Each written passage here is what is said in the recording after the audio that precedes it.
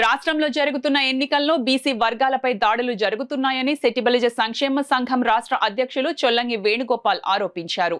కాకినాడ రామారావుపేటలో గల సెట్టిబలిజ సంక్షేమ సంఘం కార్యాలయంలో ఏర్పాటు చేసిన మీడియా సమావేశంలో చొల్లంగి వేణుగోపాల్, బాధితుడు నారాయణమూర్తి, భాస్కర్ మీడియాతో మాట్లాడారు. ఈ కార్యక్రమంలో కోట వెంకటరమణ, గుత్తల శ్రీనివాస్, రమణ, భాస్కర్ రావు తదితరులు పాల్గొన్నారు. దయచేసి మీరు ఏ పార్టీలో అయితే ఉండండి, ఇవి పార్టీల యొక్క వైఖరిని మీరు కనిపెడుతున్నారు. పార్టీలు ఏ రకంగా మనల్ని ఉపయోగించుకుంటున్నాయో, ఏ రకంగా నిర్లక్ష్యం చేస్తున్నాయో, ఏ రకంగా మనల్ని పై దాడి చేస్తున్నాయో, ఏ రకంగా దౌర్జన్యం చేస్తున్నాయో ఇటీవల కాలంలో మీరు అందరూ చూస్తున్నారు. మొన్న పిఠాపురంలో గ్లాసు గుర్తు వచ్చినందుకు గ్లాసు గుర్తు అనౌన్స్ చేసింది ఒక జాయింట్ కలెక్టర్. ఆయన ఎవరు? ఆయన ఎన్నికల అధికారి. ఒక ఎన్నికల అధికారి అఫీషియల్గా ఆ గ్లాసు గుర్తు అనౌన్స్ చేశాక అది ఒకవేళ అర్హత లేకపోతే అనౌన్స్ చేయకూడదు.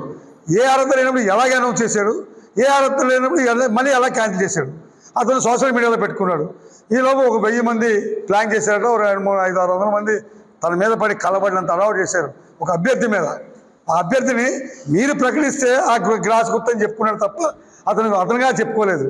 మరి అటువంటిది మాకు ఎక్కడా రక్షణ లేదు. మాపై దాడులు, భయాందోళనకు గురి చేయడం, ఓ పక్కన ప్రచారం చేసుకోకుండా ఎక్కడికి వెళ్తే ఎక్కడ కొడతారన్న భయకంపితులైపోయి నిలబడ్డ ఇండిపెండెంట్ కూడా ఈరోజు మాకు రక్షణ లేదు. మేము ఎన్నికల అధికారులు కూడా మేము రిక్వెస్ట్ చేస్తుంది ఏంటంటే ఎస్పీ గారికి ఆల్రెడీ కేసు రిజిస్టర్ చేశారు. తప్పులు న్యాయం జరగకపోతే కేసు రిజిస్టర్ జరగదు, అరెస్ట్ చేశారని కూడా తెలిసింది. కానీ ఖచ్చితంగా మాకు వాళ్ళ నుండి రక్షణ కావాలి. ఈ పార్టీల యొక్క వైఖరిని అందరూ గమనించాలి. మణికుమార్ గారు బయటికి ఎదరికి వెళ్ళిపోయిన దాకా ఉండండి. ఈ ప్రసాద్ అన్న అతను కేకేయించండి, ఏళ్ళ సీనా అని ఉండండి. అతను నన్ను వెనకాల ఉన్నాడు, పక్కన ఉన్నాడు, నేను కేకేసి నన్ను లాగిపెట్టి కొట్టేసాడండి.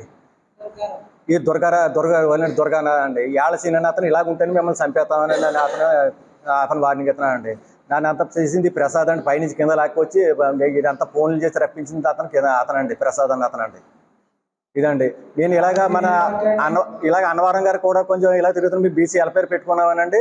అప్పటి నుంచి మా మీద కక్ష కట్టుకుని అతనండి మా ఫ్లెక్సీలు పీకే చేసండి, మమ్మల్ని నానపూతులు తిట్టడం అండి. ఈ రకంగా అతను దుర్గన్న అతను మరీ రెచ్చిపోయండి, మరీ మహా దారుణంగా తయారయ్యాడండి. అసలు ఆ కాలనీలో మమ్మల్ని అక్కడ చాలా మంది నిలబడినెత్తలేదండి అసలేనండి.